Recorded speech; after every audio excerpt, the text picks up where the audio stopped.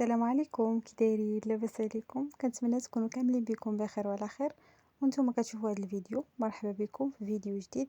اليوم ان شاء الله غادي نحضروا معكم واحد لي ميني كيك، وغادي نحضروا معكم واحد الكلاص كيجيو زوينين بزاف. هنايا بالنسبه للمقادير ديال الكيك عندنا جوج ديال البيضات، يستحسن يكونوا بدرجه حراره المطبخ.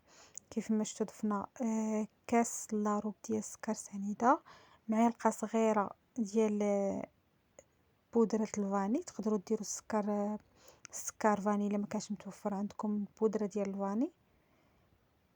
كنضربوا البيض مع السكر سنيده مزيان. هنا كيف ما شفتوا غادي نضيفوا كاس لاروب اولا نص كاس تقريبا ديال زيت المائده. كيف ما شفتوا الكاس راه ما عامرش.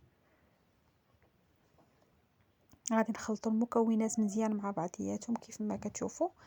من بعد غادي نزيدوا واحد الياغورت بذوق الفاني كيف ما كتشوفوا. حنا استعملنا هذا اللي كيكون شي شويه عاقد، فانتم اي دانون متوفر عندكم تقدروا تضيفوه. يكون بذوق الفاني، يستحسن انه يكون بهاد النكهه هذه، ما يكونش بشي نكهه اخرى.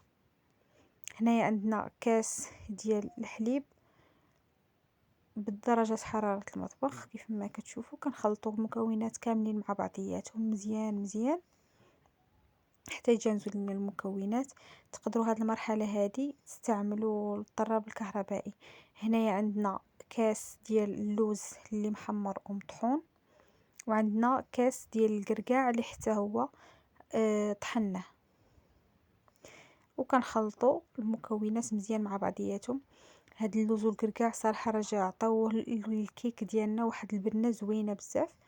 هنا كيف ما كتشوفوا كنبداو في الاضافه ديال الدقيق. فبالنسبه لينا حنا استعملنا هذاك الكاس الكبير اللي شفتوا، فكنستعملوه كامل. الدقيق طبعا راه كان مغربل من قبل. غادي نضيفوا جوج ساشيات ديال خمارات ديال الحلوى، كل ساشيه من فئه 8 غرام، يعني 16 غرام في المجموع.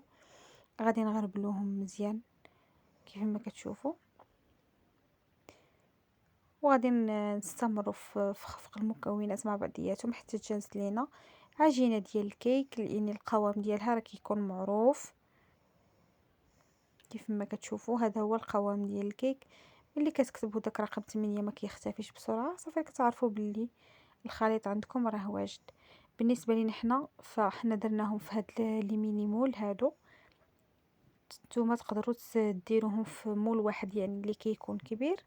حنا في الصراحه فضلنا اننا نديروهم في هاد المولات الصغارين كيف ما كتشوفوا. فحنا درنا جوج الانواع ديال المولات، درنا هذاك المشرط ودرنا هذاك اللي كيكون خاوي من الوسط. هانتوما غادي تشوفوا في الاخير راه غادي نعمروه بالكراميل. هنايا ملي عمرناهم كيف ما شفتوا دخلناهم الفران يطيبوا. هانتوما كيف ما كتشوفوا راهم طابوا صراحه وجاو خفافين هشاش زوينين بزاف. وداك المذاق ديال الكركاع واللوز عطاهم واحد البنه زوينه بزاف. فبالنسبه للكلاص هنايا عندنا سنيده اللي درناها في المقله وغادي نديروها على شكل كراميل. وهذا هو الكلاص اللي درنا. هانتوما غادي تشوفوا معنا الطريقه ديالو. الصراحه راه جا غزال وزوين بزاف بزاف، كنتمنى انكم تجربوه. هنايا راه هادير في المرحله الاخيره. صراحه راه جا كلاص زوين بزاف. وبالنسبه للتزيين فهو تزيين بسيط، وانتم تقدروا تستبدلوا اي حاجه من هادشي اللي درنا حنايا باللي متوفر عندكم. كيف ما كتشوفوا الصراحه راه كيجي هماوي، وديال انكم تستعملوه تحطوه للضياف ديالكم الا كانوا. هانتوما كيف ما كتشوفوا غادي نقطعوا معكم. شوفوا تبارك الله راه كيجي غزال وزوين بزاف بزاف. كنتمنى انكم تجربوه وان شاء الله اكيد غادي ينال الاعجاب ديالكم. بالنسبه لهنايا استعملنا واحد الساشيه او علبه ديال الكلاص بذوق الفاني. غادي نديروها في واحد البول كيف ما كتشوفوا. فيستحسن ان هذا الكلاص هذا يكون ديجا خشيتوه في الفريكو، يعني يكون بارد. والحليب حتى هو كيف ما شفتوا نص لتر ديال الحليب حتى هو من الاحسن يكون بارد. كنطلعوا هذاك الكلاص كيف ما كتشوفوا. هو ملي كيكونوا المكونات بجوج بهم باردين فدغيا كيطلع معكم. كيف ما غادي تشوفوا لهنا راه ما ضفناش نهائيا السكر، حيت اصلا هذاك الكلاص كيجي اصلا يعني فيه الحلاوه ديالو، يعني بلا ما تضيفوا السكر يستحسن. هانتوما كيف ما كتشوفوا هنايا من مور ما طلعناه مزيان ضفنا اللوز اللي مهرمش كيف ما كتشوفوا، يعني ماشي مطحون مزيان، غير مهرمش يعني مكسر. وكنخلطوا كلشي مزيان، كنحاولوا اننا نطلعوا من تحت للفوق حتى يتخلطوا لينا دوك المكونات مزيان مع بعضياتهم. فهاد الكلاص هذا ساهل وبسيط واي واحد يقدر يديرو، والمذاق ديالو كيجي صراحه زوين بزاف.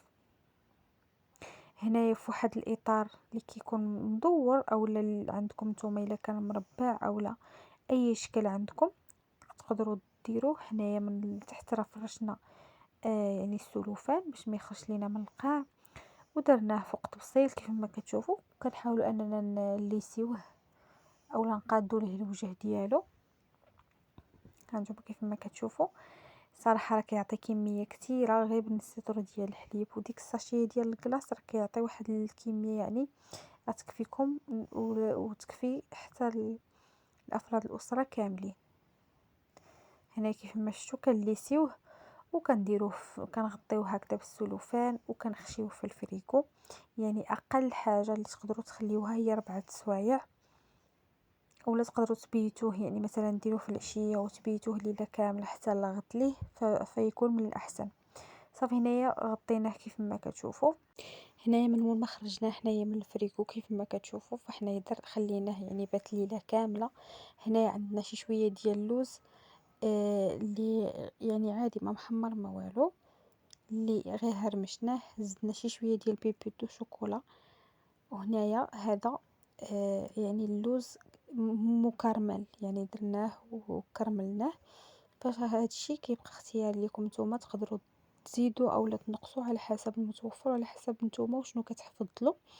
وصافي هذا كيكون هو الكلاص ديالنا. الصراحه راه جا غزال زوين بزاف بزاف، كنتمنى انكم تجربوه واكيد غادي يعجبكم.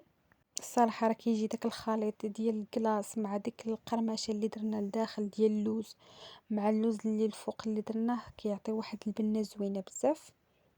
وهادو لي ميني كيك ديالنا اللي درنا اليوم.